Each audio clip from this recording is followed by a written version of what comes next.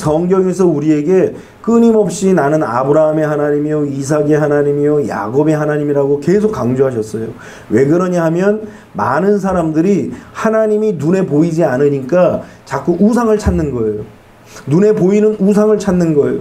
사람들이 만든 그 우상을 찾아가서 그 우상을 의지하는 거예요. 때로는 그 우상이 돈이 되기도 하고, 때로는 그 우상이 사람이 되기도 하고, 때로는 그 우상이 우리가 의지하기 좋은 것, 또 사람이 만든 것, 사람이 생각하는 것, 이런 것들을 형상화시켜가지고 만드는 거예요.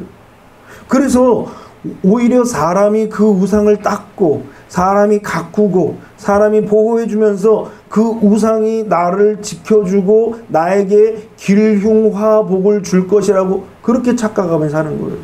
그래서 하나님께서는 끊임없이 성경을 통하여서 아브라함의 하나님이요 이삭의 하나님이요 야곱의 하나님이라고 말씀하시면서 나는 산 자의 하나님이지 죽은 자의 하나님이 아니다. 살아계신 하나님을 믿는 하나님의 백성들에게 있어서는 반드시 역사하셔서 우리의 삶 속에 여전히 일하시고 함께 하신다는 거예요. 오늘 우리가 하나님 앞에 이렇게 예배드리는 이유도 바로 그런 이유예요. 살아계시기 때문에. 하나님이 살아계셔서 역사하시고 일하시고 그 일하신 모든 것들을 마지막까지 성취하시는 하나님이시라는 사실을 믿기에 우리는 이렇게 하나님 앞에 오늘도 이 오후 시간에 예배를 드리는 거예요. 오늘 여러분들이 하나님 앞에 예배할 때 우리가 믿는 하나님은 산자의 하나님이시다. 우리가 믿는 하나님은 살아계신 하나님이시다. 우리가 믿는 하나님은 살아계셔서 역사하시는 하나님이다. 이런 믿음을 가지고 이런 확신을 가지고 하나님 앞에 믿음으로 달려나가게 되시기를 주님의 이름으로 축원합니다. 오늘 성경에도 보십시오. 나아만이라는 사람이 문둥병이 걸렸어요.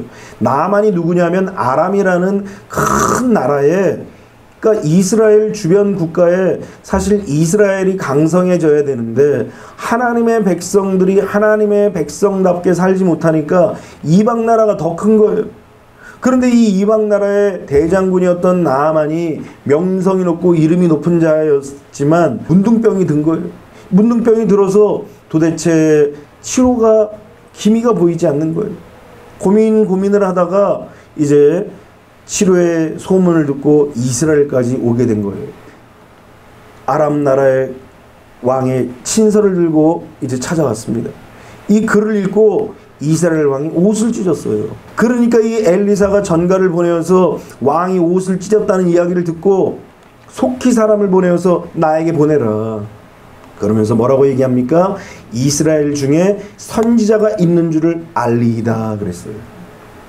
하나님의 말씀을 듣고 하나님의 말씀을 전하는 자가 이스라엘 나라에 있다는 사실을 이 나아만으로 하여금 알게 하겠다라는 거예요.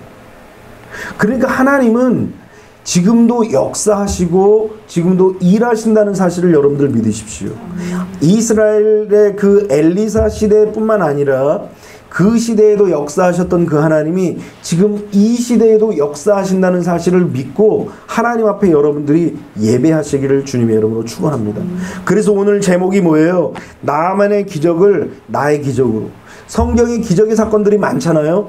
그런데 성경에 뭐 나만이 문둥병을 고쳤대요.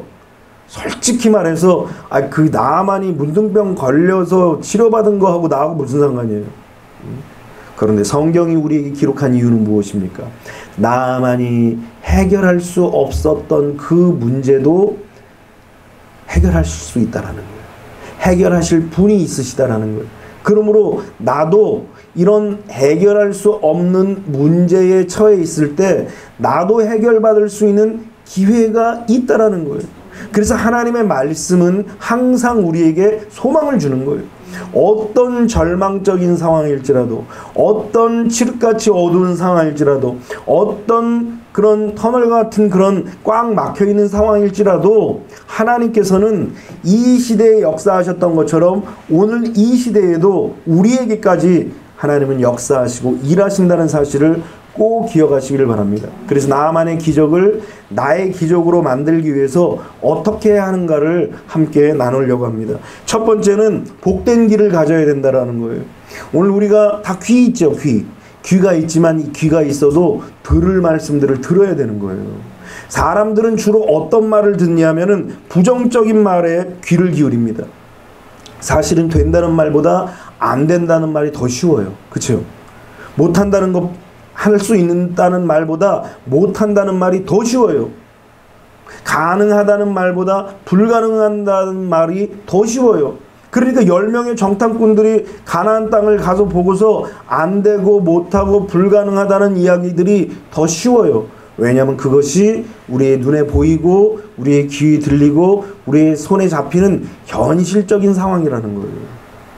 그래서 이 현실적인 상황의 모습들을 바라보면서 우리는 되는 것보다 안 되는 이야기들을 더 하기 쉽기 때문에 그렇게 말하는 것이 쉬울 듯이 그렇게 부정적인 이야기가 우리의 귀에 더 잘 들린다라는 거예요. 이렇게 힘들고 어려운 시대에 야 어렵잖아, 힘들잖아, 그래서 우리는 안 되잖아, 우리는 못하잖아, 이 얘기가 우리의 귀에 더 잘 들린다라는 것입니다. 뿐만 아니라 불신의 말에 귀를 기울이는 경우가 너무나 많다라는 거예요. 여러분 지금 세상은 지금 불신의 시대예요. 불신의 시대라는 것이 뭡니까? 그냥 눈에 보이는 대로 산다라는 거예요. 하나님의 말씀은 온데간데 사라지고 없고 오직 내가 보이는 대로, 내가 들리는 대로, 내가 만져지는 대로만 사는 거예요. 보여진 것 이상은 믿지 않는 거예요. 들려진 것 이상은 믿지 않는 거예요. 내 손에 잡히는 것 이외에는 믿지 않는 거예요. 지금 우리는 불신의 시대에 살고 있어요. 지금 위기의 시대예요. 영적으로 위기의 시대예요. 왜냐하면 너무나 사람들이 현실적이 돼버리고 말았기 때문인 것입니다. 그래서 하나님께서 아브라함을 아브라함으로 바꿔주신 이유가 뭐예요? 불신의 시대에 그냥 현실적으로 살지 말고 믿음으로 살라는 거예요. 아브라함은 현실적인 이름이지만 아브라함은 믿음의 이름 아닙니까? 하나님께서 믿음으로 살라고 우리에게 끊임없이 말씀하시는데 지금 우리가 사는 이 세상은 불신의 시대이기 때문에 믿지 않는 것, 그냥 눈에 보이는 것, 귀에 들리는 것, 손에 잡히는 대로 사는 그런 인생이 되어버리고 말았다라는 것입니다. 뿐만 아니라 세상 욕심에 귀를 기울여요. 그저 돈 버는 것, 내게 유익이 되는 것, 내게 이익이 되는 것, 내게 뭔가 이렇게 주머니가 두둑하게 하는 그러한 것들에 귀만 커졌다라는 거예요. 그래서 우리 신앙의 적이라는 것은 바로 이 부정적인 말과 불신의 말과 그리고 세상의 욕심, 이것이 바로 우리의 믿음의 귀에는 적이에요. 그런데 자꾸 우리가 세상 사람들이 듣는 것처럼 믿는 사람들도 이러한 말에 귀가 이만해지는 거예요. 자꾸 부정적인 이야기에 귀를 쫑긋하는 거예요. 부정적인 이야기를 계속 듣다 보면 믿음의 이야기는 안 들리게 돼 있어요. 그냥 현실적으로 살아가는 거예요. 그러다 보니까 불신화되어 가는 거예요. 내가 믿지 않는 것이 아니라 내 스스로도 믿는 줄 알지만 그것은 착각이에요. 오히려 우리의 심령이 불신의 마음으로 가득 채워져 가지고 하나님의 말씀이 들려지는 것이 아니라 가장 현실적이고 가장 인간적인 이야기들을 내가 취사선택하더라는 거예요. 결국은 우리는 세상 욕심에 귀를 기울이기 때문이라는 것입니다. 그래서 우리의 귀는 무엇에 귀를 기울여야 되느냐? 믿음의 말에 귀를 기울여야 돼요. 하나님의 말씀에 귀를 기울여야 돼요. 세상에 안 되고 힘들고 못하고 못 믿고 그리고 세상의 욕심이 아니라 세상의 돈이나 세상의 명예나 세상의 유익이 아니라 하나님의 말씀이 우리에게 전해져서 그 말씀을 통하여서 우리에게 주시는 그 믿음의 말씀, 믿음의 이 음성에 우리의 귀가 번쩍 뛰어야 되는 거예요. 오늘 여러분들의 귀가 이렇게 변화되시기를 주님의 이름으로 축원합니다. 왜 이 말씀이 나아만처럼 기적의 역사를 일으키는 첫 번째 이유이냐면 바로 나아만이 착칼라는 옷을 입었지만 그러나 갑옷을 딱 벗으면 그의 몸은 완전히 일그러진 환자예요. 코가 삐뚤어지고 손가락이 삐뚤어지고 어쩌면 눈알이 빠지려고 그럴지도 몰라요. 그래서 아프리카에서 이제 이 나병, 문둥병에 걸리면은 병원에서 고양이 한 마리를 준대요. 고양이. 약을 주는 게 아니라 고양이를 주는 거예요. 그래서 이 고양이로 뭘 하냐 그랬더니 아프리카에는 벌레가 많잖아요. 이 벌레가 얼굴 피부에 앉아가지고 살을 뜯어먹는데 이 문둥병에 걸리면은 고통을 모르는 거예요. 피부가 썩어도 내 피부가 썩는지 아픈지를 모르니까 그냥 놔두는 거예요. 그러니까 벌레가 막 살을 파먹어도 내 살이 지금 벌레가 파먹고 있다는 그 고통조차도 모른다라는 거예요. 그래서 나병이 무섭다라는 거예요. 고통 없는 지옥이라는 거예요. 자기 눈알이 떨어져도 고통을 모르는 거예요. 손가락이 떨어져 나가도 고통을 모르는 거예요. 그래서 고양이 한 마리를 줘서 이 벌레를 먹게 한다라는 거예요. 그만큼 비참한 병이 이 나병인 것입니다. 그런데 이렇게 비참한 병에 걸린 나아만의 귀가 번쩍 뜨이는 소리가 탁 들려지기 시작합니다. 오늘 우리가 읽진 않았지만 2절과 3절에 보니까 전에 아람 사람이 떼를 지어 나가서 이스라엘 땅에서 어린 소녀 하나를 사로잡음에 그가 나아만의 아내에게 수종들더니 그의 여주인에게 이르되 우리 주인이 사마리아에 계신 선지자 앞에 계셨으면 좋겠나이다. 그가 그 나병을 고치리이다 하는지라. 여러분, 이 어린 여자아이는 지금 하인이에요. 여러분, 지금 시대도 몸종은 그런 대우를 받아요. 그런데 이 엘리사 시대에 포로로 잡혀간 여자아이인데 어느 정도의 대우를 받겠어요. 그렇죠? 상상을 해보는 거예요. 그런데 이 아이가 여주인에게 아유, 우리 주인이 사마리아에 계셨으면 얼마나 좋을까.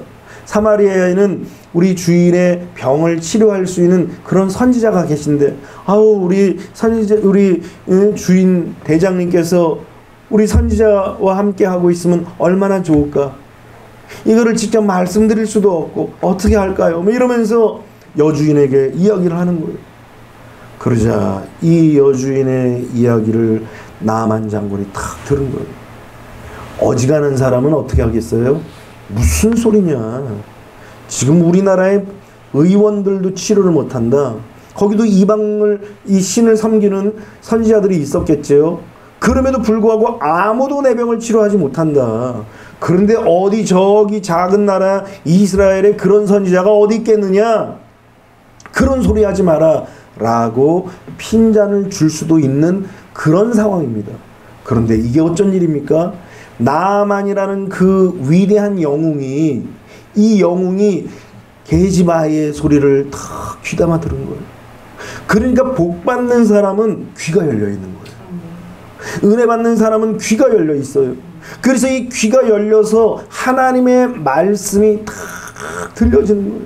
하나님의 은혜의 말씀이 다 들려지는 거예요. 그 말씀이 귀에 딱 들려지게 되니까 그 마음 속에서부터 벌써 소원이 일어나는 거예요. 여러분, 성경에 보면 바디메오 보십시오. 바디메오는 맹인이에요. 아무것도 볼 수가 없었어요. 볼 수 없기 때문에 거지 같은 삶을 살았습니다. 늘 한 푼만 도와달라고 외쳤습니다. 그저 빵 한 쪽 던져주면 좋아서 야, 오늘 이제 운수대통한 날이다. 이런 사람이었습니다. 그런데 이게 웬일입니까? 어느 날 그의 귀에 이 거지가 이 귀가 열려가지고 예수님에 대한 소원이 들린 거예요. 여러분, 이게 들렸으니까 들렸지라고 생각하지만 맨날 누가 돈 한 푼 안 주나, 누가 빵 한 쪽 안 주나, 이런 생각만 가득하다면은 귀 속에 돈 소리만 나면 그저 그냥 귀가 번쩍할 거예요. 짤깡, 짤랑 이런 소리만 나면 귀가 번쩍할 거예요. 땡그랑 이 소리만 나면 귀가 번쩍할 거예요. 그러니까 이 온 귀에 온 신경이 이 바구니에 집중돼가지고 쨍그랑 요 소리만 그냥 집중된다면 예수님에 대한 이야기 들리겠어요? 안 들려요, 절대로. 그런데 이 바디메오 역시 귀가 열렸어요. 귀가 열려서 예수 그리스도의 그 능력의 역사의 소문이 귀에 들어오기 시작하는 거예요. 막혔던 귀가 탁 열려지니까 뭐가 열려요? 마음이 열리는 거예요. 마음문이 활짝 열리니까 그때로부터 시작해서 뭐가 생겨요? 소원이 생기는 거예요. 여러분, 하나님의 말씀이 들려질 때 순서도 그런 거예요. 하나님의 말씀이 여러분들의 귀에, 육신의 귀에 딱 들어오잖아요. 그러면 이제 머릿속에 이제 생각을 하게 됩니다. 생각을 하게 돼서 그 생각 속에서 하나님의 말씀이 딱 마치 땅에 씨앗이 심겨지듯이 딱 심겨지는 거예요. 그러면은 우리의 영이 새로워지기 시작하는 거예요. 그때로부터 시작하여서 뭐가 생기냐? 꿈이 생기고 비전이 생기고 환상이 생기는 거예요. 눈에 안 보여요. 귀에 다른 것 안 들립니다. 아직 손에 안 잡혀요. 왜냐하면 땅속에 묻혀있기 때문에. 이렇게 나무가 크게 자란 것도 처음에는 작은 씨앗이었겠지요. 작은 씨앗이라서 땅속에 묻혀서 안 보이는데, 그것이 하나님의 말씀이 마치 보이진 않지만 이 말씀이 귀에 들어와서 우리의 심령을 완전히 감싸는 거예요. 그래서 땅에 심겨지면 그것이 어느덧 조금씩 자라더니 큰 나무가 되는 거예요. 하나님의 말씀 바로 씨앗과 같아서 우리 귀에 딱 들려지면 그 씨앗과 같은 말씀이 들려진 그 놀라운 역사가 우리 심령 속에서부터 일어나는 꿈과 소망과 환상의 역사가 나타나는 거예요. 그러면서 그 일들이 이제는 눈앞에 펼쳐지는 거예요. 그래서 하나님의 놀라운 기적은 언제부터 시작되느냐? 내가 귀를 쫑긋 열어서 복된 귀가 되어 하나님의 말씀을 들을 수 있는 그 귀를 가질 때, 그것이 바로 하나님의 축복의 역사의 시작이라는 거예요. 그러므로 이 시간 오늘 하나님 앞에 듣는 이 말씀을 여러분들이 잘 듣고 가슴에 심길 때 그것이 바로 축복의 첫 걸음이 되는 것입니다. 오늘 나아만도 그렇습니다. 이야기를 듣고 그냥 우습게 생각하지 않냐고, 야, 살 방법이 생겼다. 와, 내 인생이 이제는 필 날이 다가왔구나. 신이 나가지고 왕에게 찾아갔습니다. 왕에게 찾아가서, 왕이시여, 이스라엘의 이 병을 치료할 선지자가 있다고 합니다. 누가 그러더냐? 예, 우리 집 하인이 그러네. 왕이 들을 때는, 야, 이게 정신이 나갔구나, 살고 싶어서 환장했구나, 이런 생각을 했을 거예요. 그럼에도 불구하고 너무 나아만이 막 신이 나서 얘기를 하니까 왕이 친서를 써준 거예요. 그만큼 무엇을 듣느냐가 중요하다는 거예요. 그러니까 여러분들의 귀를 세상 사람들의 이야기에 넓히지 말고 하나님의 말씀에 귀를 여십시오. 그래야 돼요. 안 그러면 세상 사람들은 어떻게 해요? 성경에 보면 말세에 제일 먼저 사랑하는 게 뭐예요? 자기를 사랑해요. 두 번째 사랑하는 게 뭔지 아세요? 돈을 사랑하는 거예요. 그런데 지금 세상 사람들 모습 보십시오. 다 자기를 사랑해요.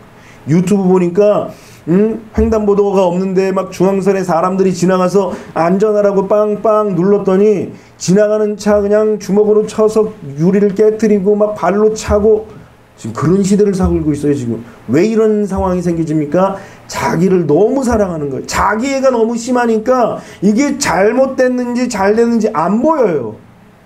그리고 그저 돈 버는 거예요. 지금 환장들 한 거예요. 지금. 그렇기 때문에 우리는 무엇을 듣느냐가 그렇게 중요한 거예요. 오늘 하나님의 자녀들인 여러분들은 하나님이 기뻐하시는 소식을 들으시기를 주님의 이름으로 축원합니다. 그래서 성경은 들을 귀가 있는 자는 복이 있나니 그랬어요.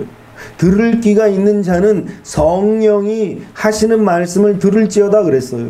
우리는 이렇게 하나님의 말씀을 듣는 귀가 있어야 되는 거예요. 오늘 여러분들이 이런 귀를 갖게 되시기를 주님의 이름으로 축원합니다. 두 번째는 문제를 해결받으려면 하나님께 나와야 돼요. 여러분들 가지고 있는 차 고장났을 때 어떻게 해요? 여러분들이 스스로 고칩니까? 아니에요. 못 고쳐요. 정비소로 갑니다. 더 좋은 내 차를 만든 그 회사의 정비소로 가는 거예요. 왜 그렇게 해요? 왜 그곳으로 갑니까? 그곳에 가야 이 차의 문제점을 발견하고 완전하게 해결할 수 있는 거예요. 마찬가지로 우리 인생 속에 수많은 문제와 어려움과 시련과 역경이 다가오면은 누구를 찾아가야 되느냐? 나를 지으신 하나님, 나를 만드신 하나님 앞에 나아가야 한다라는 것입니다. 여러분, 우리 인생에 많은 문제가 있습니다. 때로는 물질의 문제, 마음의 병이 있고 또 육체의 병이 생기고 또 깨어진 관계가 있고 또 우리 인생에 수많은 문제들이 생겼어요. 이 땅에 가난의 문제, 질병의 문제, 저주의 문제들이 우리의 삶 속에 끊임없이 찾아온다는 거예요. 이 인생의 이 발을 땅에 딛고 사는 이 순간에는 다 그렇게 고난과 고통과 역경과 어려움과 아픔 속에 살아가는 거예요. 그런데 이것을 그냥 떠안고 살 수는 없는 거예요. 이게 내 팔자겠거니, 이게 내 운명이겠거니, 그렇게 살 수 없는 거예요. 하나님의 백성들은 여기에서 이 짐에서 자유해야 돼요. 왜냐하면 예수님께서도 그런 말씀을 하셨습니다. 수고하고 무거운 짐진 자들아 다 내게로 오라. 내가 너희를 쉬게 하리라 그랬어요. 그러니까 하나님의 뜻은 우리가 삶의 쉼과 안식을 얻는 거지, 이 짐을 다 짊어지면서 땀 뻘뻘 흘리고 고통스럽게 사는 것이 하나님의 뜻이 아니에요. 그러니까 여러분들의 삶 속에 고통과 눈물과 어려움과 시련과 역경과 좌절과 절망들, 이런 것들을 주님 앞에 다 내려놔야 돼요. 가볍게 하십시오. 평안을 누리십시오. 그것이 하나님의 뜻이에요. 그러기 위해서는 어떻게 해야 됩니까? 나만처럼 해결할 수 없는 이런 문둥병과 같은 그런 문제를 가지고 내가 그냥 끌어안고 있는 것이 아니라, 이게 내 팔자겠거니 하고 끌어안고 있는 것이 아니라 그 문제를 가지고 하나님 앞에 나와야 된다는 거예요. 왜냐하면 그 문제의 근원이 어디서 오느냐? 바로 인간의 죄 때문에 왔다라는 거예요. 야고보서에서는 그렇게 말합니다. 욕심이 잉태한 즉 죄를 낳고, 죄가 장성한 즉 뭐를 낳는다고 그랬어요? 사망을 낳느니라 그랬어요. 그러니까 이 죄와 그리고 사망 사이에는 뭐가 있느냐?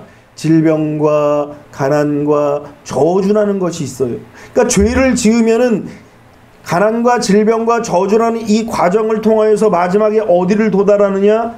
사망에 도달하게 되는 거예요. 그런데 이 과정을, 죄를 지어서 질병, 가난, 저주 이런 삶에서 바꿔지는 삶이 어디에서 전환점을 맞게 되느냐? 하나님을 만나냐 못 만나냐의 차이인 거예요. 왜냐하면 죄를 누가 해결해 주신다고요? 우리 예수님이 해결해 주시기에 이 땅에 오셨던 거예요. 그래서 죄를 해결해 주신 우리 예수님으로 말미암아 우리의 인생은 놀라운 은혜의 역사를 맞이하게 되는 거예요. 그래서 죄로 인하여서 찾아온 가난, 질병, 저주, 인간의 여러 가지 어려운 이런 상황들을 예수님께서 오셔서 해결해 주신 거예요. 그래서 우리는 이러한 문제와 수고하고 무거운 짐들을 주님 앞에 다 내려놓는 거예요. 그 수고하고 무거운 짐을 다 주님 앞에 내려놔야 주님은 우리의 삶 속에 놀라운 은혜와 사랑과 해결 방법을 우리에게 허락해 주시는 것입니다. 이사야서 53장 5절에 뭐라고 말씀하십니까? 그가 찔림은 우리의 허물을 인하며 그가 상함은 우리의 죄악을 인함이라. 그가 징계를 받음으로 우리는 평화를 누리고 그가 채찍에 맞음으로 우리는 나음을 얻었느니라 그랬어요. 예수님께서 오셔서 당하신 고난, 시련, 역경, 어려움, 징계, 심지어 채찍에 맞으셔서 피를 흘리신 것, 이것은 그냥 흘리신 것이 아니에요. 그냥 당하신 것이 아니에요. 그냥 뭐 어쩔 수 없으니까 그냥 약하니까 당한 것이 아니라 우리를 위해서라고 그랬어요. 우리 때문에, 우리로 인하여서 예수님께서 고난당하시고 핍박당하시고 매맞으시고 피를 흘리셨다라는 거예요. 우리를 구원하시기 위한 하나님의 놀라운 은혜라는 사실을 여러분들이 꼭 기억하시기를 주님의 이름으로 축원합니다. 그래서 내 인생의 수많은 짐들을 주님 앞에 해결받기 위해서 나와야 되는 거예요. 오늘 이 자리에 여러분들이 이렇게 예배드리러 나오는 것 마찬가지로 이것처럼 하나님 앞에 문제를 가지고, 하나님, 내 인생에 이런 문제가 있습니다.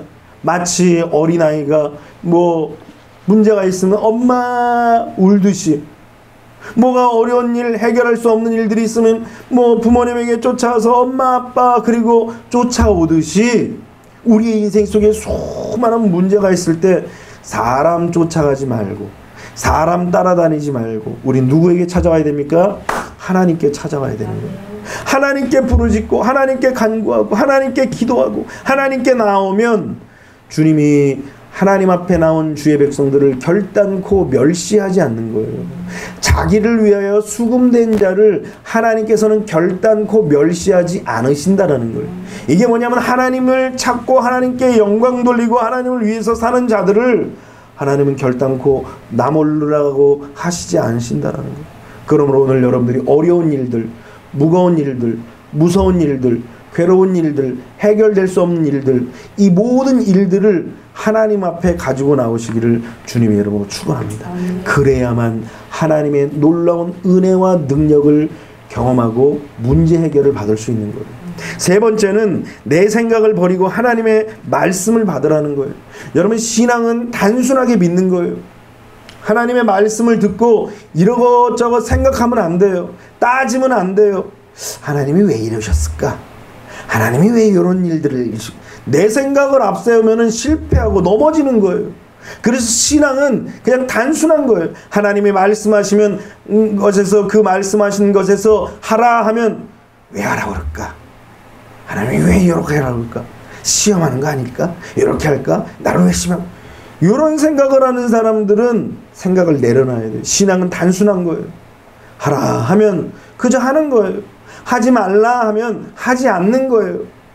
왜냐하면 하나님이 우리에게 하시는 모든 목적은 뭐라고 그랬어요? 우리로 하여금 복을 받고 행복하게 하기 위함이에요. 그렇기 때문에 그냥 하나님께서 주시는 말씀은 그냥 따라가는 거예요. 믿음으로 따라가는 것입니다. 참 재미있는 말씀이 하나 있는데, 신명기 30장 11절로 14절 말씀을 보면서 저는 그런 느낌이 딱 들더라고요. 야, 이게 참 우리에게 너무나 맞는 말씀이다. 성경을 보면 내가 오늘 내게 명령한 이 명령은 내게 어려운 것도 아니요 먼 것도 아니라 하늘에 있는 것이 아니니, 내가 이르기를 누가 우리를 위하여 하늘에 올라가 그의 명령을 우리에게로 가지고 와서 우리에게 들려 행하게 하려 할 것이 아니요, 이것이 바다 밖에 있는 것이 아니니, 내가 이르기를 누가 우리를 위하여 바다 건너가서 그의 명령을 우리에게로 가지고 와서 우리에게 들려 행하게 하려 할 것도 아니라, 오직 그 말씀이 내게 매우 가까워서 내 입에 있으며 내 마음에 있은즉 내가 이를 행할 수 있느니라. 우리는 생각할 때 하나님 말씀이 너무 멉니다. 하나님의 말씀이 너무 지키기 어려워요. 그런 얘기를 하지만 성경은 그렇지 않다라는 거예요. 하늘에 높이 있지도 않고 저 바다 끝에 있지도 않고 저 바다 속에 있지도 않고 그걸 우리가에게 누가 가져올까 이렇게 고민할 필요가 없다라는 거예요. 오히려 우리 옆에 있다라는 거예요. 너무 쉽다라는 거예요. 하나님의 말씀을 지키고 하나님의 말씀을 따라가는 것이 너무너무 쉽다라는 거예요. 하나님의 말씀은 그렇게 쉽고 단순한 거예요. 하라, 하지 말라. 성경에서 아담과 하와에게 선악과를 먹을지 말지 한번 생각해보라 이렇게 하지 않았어요. 먹지 마라. 먹는 날에는 너희가 정령 죽으리라 그랬어요. 다른 실과는 다 먹어라 이랬어요. 단순하잖아요. 그냥 먹을 것, 먹으라고 하신 것 먹고 먹지 말라고 하면 먹지 않으면 돼요. 그런데 이 신앙이 잘못 돌아오면 어떻게 해요? 내 생각이 들어오는 거예요. 이 선악과를 왜 먹지 말라고 했을까? 그 사탄이 그런 생각을 주는 거예요. 왜 선악과를 먹지 말라고 했을까? 혹시 하나님처럼 될까봐 하나님이 두려워서 먹지 말라고 하는 건 아닐까? 그러면서 퀘스천 마크를 딱 던져주는 거예요. 그럼 무슨 소리냐? 하나님은 우리에게 모든 것을 다 먹게 하셨다. 이것은 하나님이 명령으로 먹지 말라고 하신 것이다. 그랬으면 좋았을 것을, 그런가? 항상 사탄 마귀의 시험이 그거예요. 뭔가를 그냥 톡 던져줘요. 그러면 사람은 어때요? 그런가? 그게 맞는가? 그렇지? 그러면서 따라가는 거예요. 이게 변질이라는 거예요. 하나님은 우리를 변화되기를 원하시는데 사탄은 우리를 변질시켜요. 왜 변질시킵니까? 죽이고 멸망시키기 위해서 변질시키는 거예요. 악한 마귀가 이렇게 툭 던져줬으니까 하와가 머릿속으로 이제 자기의 생각을 굴리는 거예요. 머리를 굴려서 하나님이 이래서 안 먹게 했구나, 이래서 못 먹게 했구나, 이렇게 해서 방해했구나, 이렇게 하나님 나쁜 하나님이네, 이런 결론을 딱 도달하게 되는 거예요. 그러면서 하나님이 금하신 금단의 열매를 딱 먹고 마는 거예요. 이것이 바로 내 생각이라는 거예요. 그런데 하만 욕할 것이 아니에요. 오늘 우리 삶도 마찬가지. 끊임없이 내 생각이 많은 거예요. 하나님의 말씀을 들었어도 하나님의 말씀대로 따라가는 것이 아니라 내 생각이 더 많아. 내 판단이 더 많아요. 내 이론과 내 경험과 내 지식이 더 많아요. 내 지식에는 그게 아닌 것 같아. 내 경험에는 그게 아닌 것 같아. 내 판단에는 그런 게 아닌 것 같아. 내가 배운 이론에 의하면 이라고 이야기하면서 신앙을 온전히 받아들이지 못한다는 것입니다. 그래서 성경은 모든 이론을 파하고 하나님 아는 것을 대적하여 높아진 것을 파하고 모든 생각을 사로잡아서 그리스도께 복종하라는 거예요. 순종도 아니고 복종하라는 거예요. 하나님의 말씀을 내 생각에 의해서 가감하고 판단하고 내 생각에 의해서 해석하는 것이 아니라 하나님의 말씀을 들었으면 그대로 따라가는 거예요. 아브라함에게 독자 이삭을 바치라고 했을 때 아무 소리도 안 하고 자꾸를 딱 닫고 주님 앞에 따라가는 거예요. 순종하는 거예요. 이유를 묻지 않았어요. 하나님 주셨는데, 하나님 주신 아들인데 왜 바쳐야 돼요? 왜 달라고 하시는 거예요? 왜 번제 드리라고 하는 거예요? 그것도 하필 저 모리아산까지 왜 3일 길을 걸어가게 하시는 거예요? 왜 묻지 않았어요? 아브라함은 그저 순종했어요. 따라갔어요. 왜 그래요? 하나님을 온전히 믿었기 때문인 거예요. 오늘 여러분들이 하나님의 말씀을 들었다면, 그래서 하나님 앞에 나왔다면 하나님께서 여러분들에게 들려주신 그 말씀을 온전히 따라가시기를 주님의 이름으로 축원합니다. 내 생각을 내려놓고 하나님의 말씀을 따라가시기를 주님의 이름으로 축원합니다. 이렇게 고집과 아집을 내려놔야 거기서부터 시작하여서 믿음이라는 것이 싹싹 트는 거예요. 오늘 성경을 보십시오. 나아만도 엘리사는 나타나지 아니하고 그의 몸종이 나타나서 저기 요단강에 가서 7번 목욕하라고 합니다. 이 이야기를 딱 듣고 나아만이 대단한 사람 아닙니까? 학식도 있고 명예도 있고 권세도 있는 사람입니다. 돈도 있는 사람입니다. 힘과 지위가 있는 사람입니다. 그런데 몸종이 와서 이야기를 전하니까 뭐라고 대뜸 이야기하냐면 11절에 보니까 나아만이 노하여 물러가며 이르되 내 생각에는 그가 내게로 와서 서서 그의 하나님 여호와 이름을 부르고 그의 손을 그 부위 위에 흔들어 나병을 고칠까 하였노다. 그러니까 자기 생각에 내가 가면 아마 이럴 거야. 내 생각이 가득한 거예요. 신앙의 출발은, 신앙의 길은 뭐부터 시작한다고요? 떠남에서 시작하는 거예요. 버림에서 시작하는 거예요. 나를 내려놓는 것에서 시작하는 거예요. 내 생각을 내려놓고, 내 판단을 내려놓고, 내 계획을 내려놓고, 내 이론을 내려놓고, 내 경험을 내려놓고 무엇을 받아들이는 거예요? 하나님의 말씀을 받아들이는 거예요. 이것이 바로 기적을 이루는 놀라운 비결인 거예요. 나만은 어떻습니까? 이 이야기를 듣고 내 생각을 이야기하는 거예요. 오늘 여러분들도 하나님의 말씀을 들을 때 여러분들의 생각과 경험과 지식 있을 거예요. 내 입대까지 살아왔던, 여지까지 살아왔던 그런 수많은 삶의 방법들이 있을 거예요. 신앙의 방법은 이것을 다 내려놓는 거예요. 그래서 주인을 바꾸는 거예요. 전에는 물질이 주인이었고, 전에는 내가 주인이었고, 전에는 사람이 주인이었고, 전에는 지위가 주인이었지만 이제는 누가 주인이냐? 예수님이 주인인 거예요. 그래서 예수님이 주인이시기 때문에 예수님이 말씀만 하시면 우리는 그저 따라가는 거예요. 주님 말씀하시면 내가 나아가리라. 뭐 그러잖아요. 하나님의 말씀이 우리에게 떨어지면 우리는 그저 따라가는 거예요. 내 생각도 내려놓고 내 마음과 내 주장도 내려놓고 주님의 말씀을 따라가는 것, 이것이 바로 믿음인 것입니다. 그러면서 나아만은 자기의 이야기를 하는 거예요. 생각해봐라. 다메섹강 아바나나 바르바는 이스라엘 모든 강보다 낫지 아니하냐. 내가 거기서 몸을 씻으면 깨끗하게 되지 아니하려 하고 몸을 돌려 분노하여 떠나니. 여러분, 자기의 생각이 가득한 사람은 분노밖에 없어요. 화를 내는 사람들의 특징, 여러분들도 가끔 누군가가 싸울 때 어때요? 내 생각과 안 맞으면 싸우게 되는 거예요. 내 판단에 안 맞으면 싸우는 거예요. 그러면서 싸우면서 이제는 더 이상 오지 마라, 네 필요 없다, 그렇게 나오는 거예요. 결국은 내 생각이 꽉 찬 사람들은 이런 분노를 쏟아내는 거예요. 그런데 신앙은 이 분노를 내려놔야 신앙인 거예요.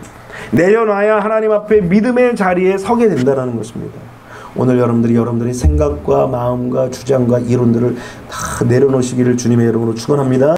네 번째로, 하나님의 기적을 경험하기 위해서는 순종하되 끝까지 순종해야 돼요.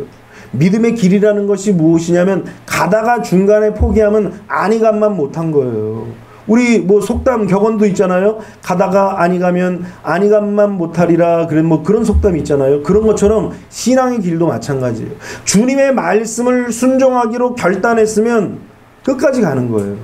나아만이 분노하여서 떠나려고 하니까 그 종들이 바짓가랑이 잡고 아버지요 가지 마세요. 더 어려운 일 시켰으면 그것도 하지 않을 겁니까? 어떻게 씻어서 목욕하는 거 그거 못하겠습니까? 그리고 바짓가랑이를 다 붙잡았어요. 나아만이 성품이 나쁜 사람은 아닌 것 같아요. 어지간한 사람 같으면 이게 어디서 다리를 잡아 그러면서 바로 찼을 거예요. 그런데 이 하인들의 애달픈 그 애청을 탁 듣고 알았다 하면서 사람들 앞에서 다 옷을 벗는 거예요.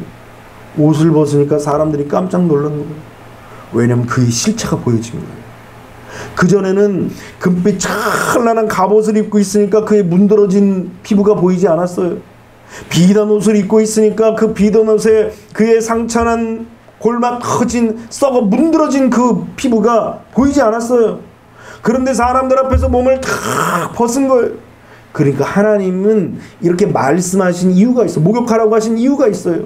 물론 피부가 짓물었으니까 목욕하라는 그런 의미도 있지만 허울좋은 위선 다 벗어버리라는 거예요. 하나님의 말씀을 받기 위해서는 허울좋은 이 위선들을 다 벗어버려야 돼요. 사람들이 그의 피부를 보고 깜짝 놀라. 야, 저런 몸이 치료될 수 있을까? 저런 피부도 고쳐질 수 있을까? 아마 사람들은 그 마음속에 의욕이 생겼을 거예요. 그럼에도 불구하고 나아만이 옷을 다 벗고 물속에 들어가서 씻는 거예요. 열심히 씻어서 한번 목욕합니다. 그러고 나서 올라와서 몸을 보니까 여전한 거예요. 또 2번 또 씻고 나와보니까 물은 다 흙탕물이 되고 자기의 몰골도 말이 아닌 거예요. 3번, 4번, 5번 들어갔다 나왔는데 아이고 여전히 손가락 짓물고 온몸이 고름이 난 거는 더 심해졌어. 당연하죠. 흙탕물이 들어갔으니 더 심해지죠. 몸은 따갑고 막 고통스러운 거예요. 여러분 여기서 믿음의 갈등이 찾아오는 거예요. 기도하고 예배드리고 말씀 들으면 바로 좋은 일이 생겨야 되는데 어떤 사람은 뭐 한번 예배드리고 막 그냥 대박이 터졌다고도 하는데 왜 나는 머리가 대박이 터졌을까 이러면서 고통스러워합니다. 그런데 신앙은 끝까지 가봐야 되는 거예요. 주님이 엘리사를 통하여서 7번 목욕하라고 했으면 7번까지 가봐야 되는 거예요. 끝까지 우리의 신앙이 순종하는 자리 끝까지 순종해봐야 하나님의 역사가 그 순종을 통하여 이루어지는 거예요. 여러분 아브라함도 독자 이삭을 바칠 때 가는 도중에서 아브라함아 됐다 너의 마음 알았다 그러지 않으셨어요. 종들을 놓고 산을 오를 때에 이삭이 아버지 불도 있고 나무도 있고 칼도 있는데 어린 양은 어디 있습니까? 하나님이 준비하실 거야. 이럴 때 하나님이 아브라함아 됐다 에휴 너 믿음 다 봤다 그러지 않으셨어요.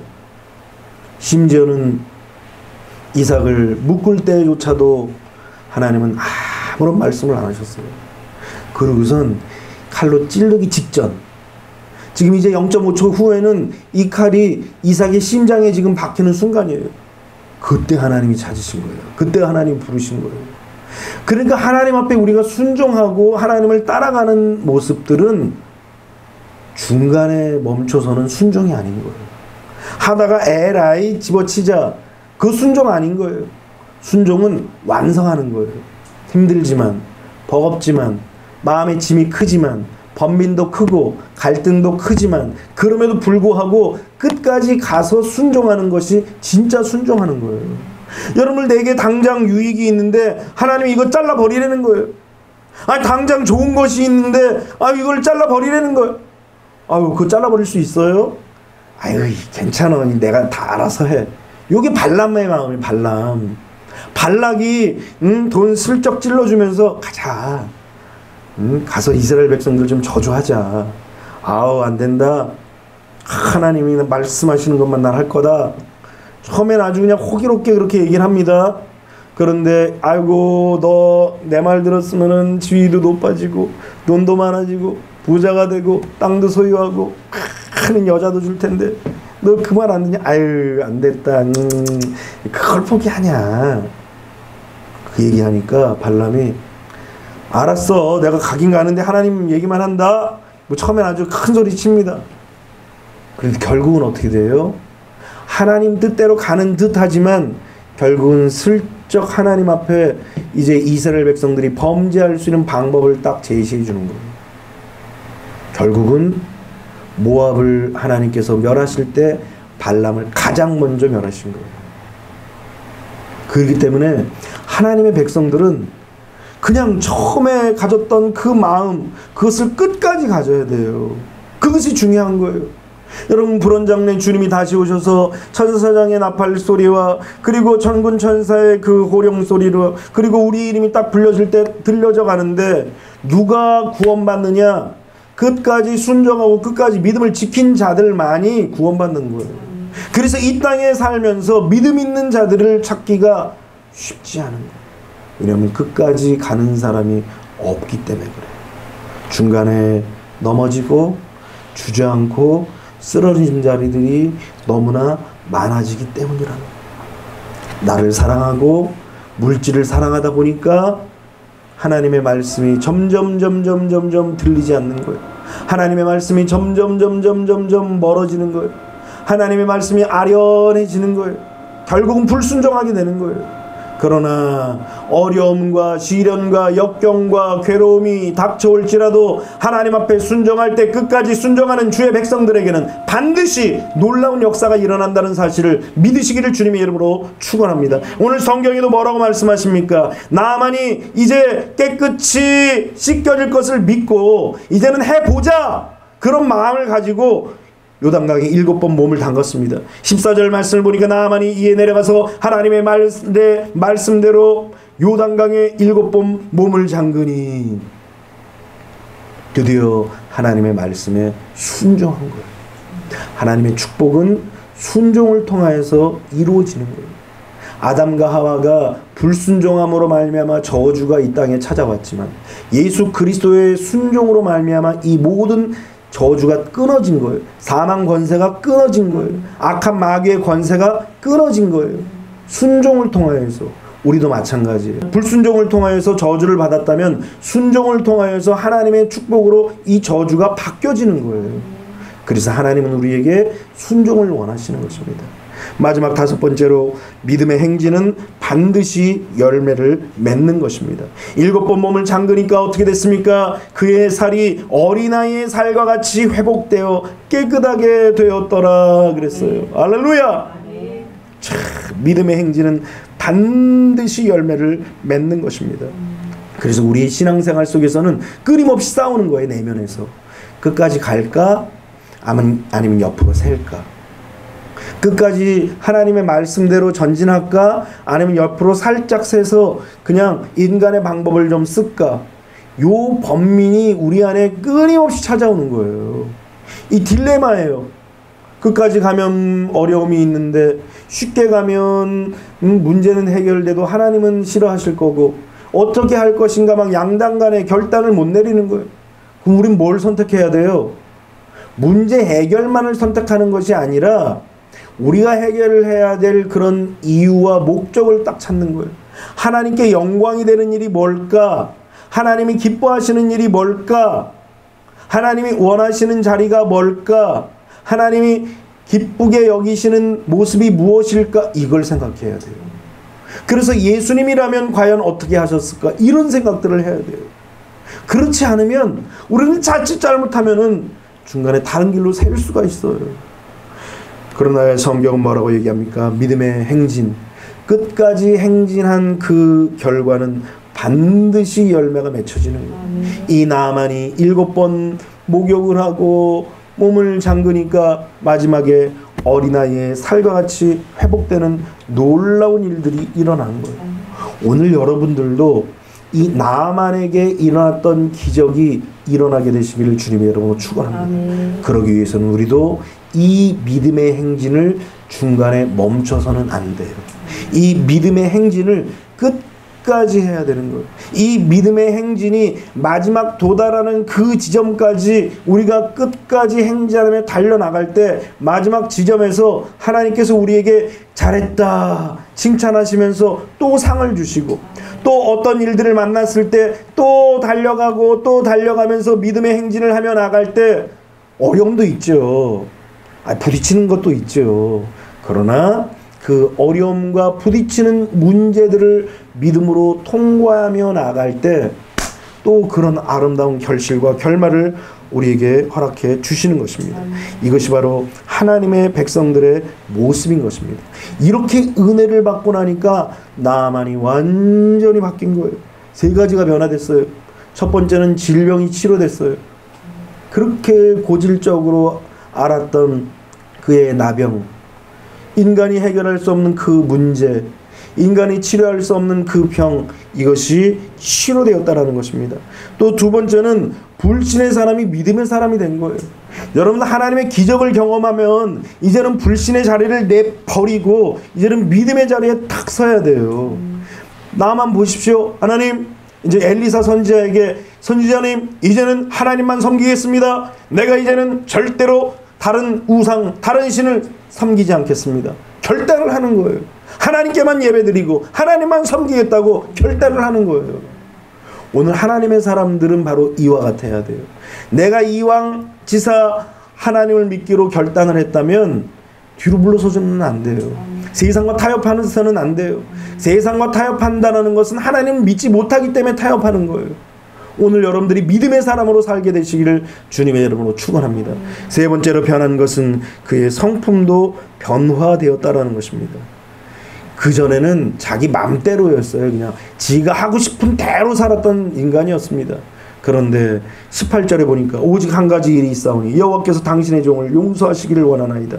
곧 내 주인께서 림몬의 신당에 들어가 거기서 경배하며 그가 내 손을 의지하시매 내가 림몬의 신당에서 몸을 굽히오니 내가 림몬의 신당에서 몸을 굽힐 때에 여호와께서 이 일에 대하여 당신의 종을 용서하기를 원하나이다. 이 무슨 말입니까? 예전에는 내가 하면 되지, 내가 알아서 하면 되지, 내가 할 일은 내가 알아서 해야 해, 이런 사람이었습니다.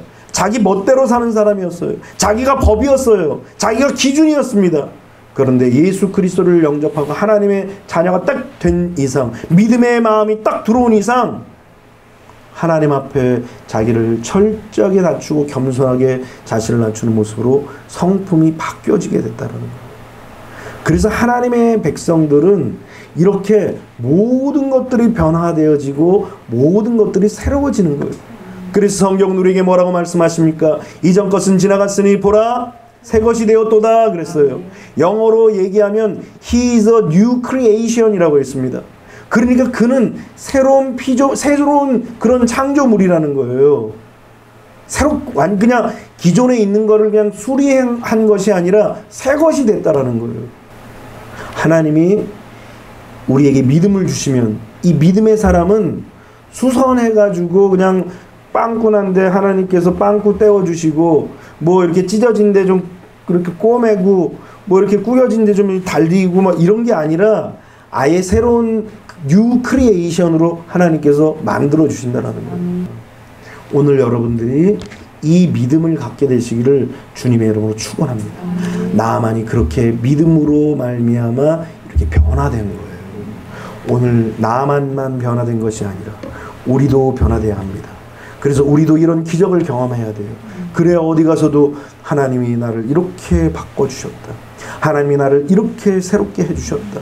하나님이 나를 이렇게 은혜를 주셔서 나를 새로운 피조물로 만드셨다. 내 과거의 삶 알지? 그러네 하나님이 나를 이렇게 새롭게 하셨다.